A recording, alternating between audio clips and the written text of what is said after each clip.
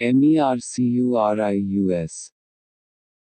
As in antimonium crudum, so in Mercurius, the leading characteristic is found in the mouth, or, I might rather say, characteristics, for the gums are swollen, spongy, sometimes bleeding, the tongue is also swollen, flabby, taking the imprint of the teeth, arsenicum, chelidonitum, podophyllum, rustox, and stramonium, generally moist, yet with intense thirst. The whole mouth is moist with salivation which is soapy or stringy, and the odor from the mouth is very offensive, you can smell it all over the room. No remedy has this condition of mouth in any degree equal to mercury.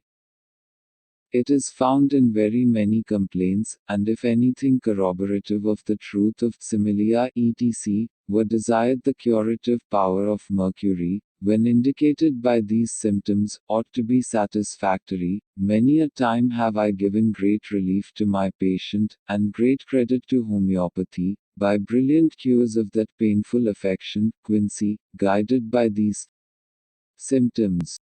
Of course, in addition to the above symptoms, the tonsils were greatly swollen and often apparently on the verge of suppuration. Right here, let me warn against giving Mercurius too low, for if you do, it will hasten suppuration instead of aborting it. If anyone is skeptical as to the efficiency of the very high potencies, I invite him to a test in just such a case. Give a single dose, dry upon the tongue, or if you must seem to do more, dissolve a powder in 4 tablespoonfuls of water and give in half-hourly doses. Then, I have done it many times and am convinced. If the patient has that other strong characteristic of Mercurius, with profuse perspiration, without relief of the suffering, success is doubly sure.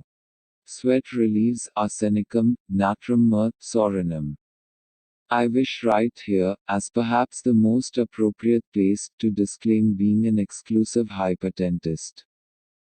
The question of dose is, and I believe must remain, an open one as long as different degrees of susceptibility are found in different diseases and persons. I have experimented along the whole line and know that both the high and the low are efficacious in certain cases. The preponderance of evidence, however, is greatly in favor of the high and the highest. This is my opinion. You may differ, and are welcome to do so.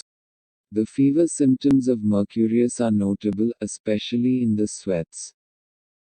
The chill also is peculiar, as I have observed it.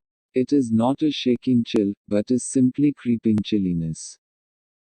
Often when this creeping chilliness is felt, it is the first symptom of a cold that has been taken, and, if left alone, the coryza, sore throat, bronchitis or even pneumonia may follow, but, if taken early, a dose of Mercurius may prevent all such troubles.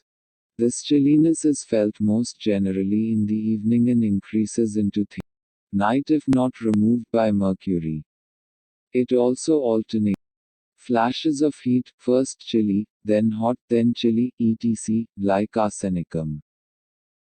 It is often felt in single parts. Then again it is felt in abscesses and is the harbinger of pus formation.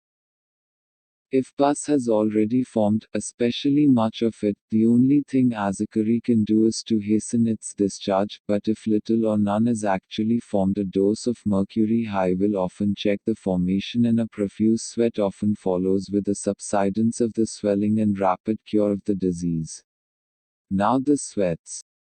They are very profuse and do not relieve like the sweats of inflammatory diseases generally do, but on the contrary the complaints decrease with the sweat. Tilze. In what diseases is this condition found? It may be found in almost every disease, in sore throat, bronchitis, pneumonia, pleuritis, peritonitis, abscesses, rheumatism, etc., to the end of a long list. In short, in any disease in which this profuse and persistent sweating without relief is present, Mercurius is the first remedy to be thought of.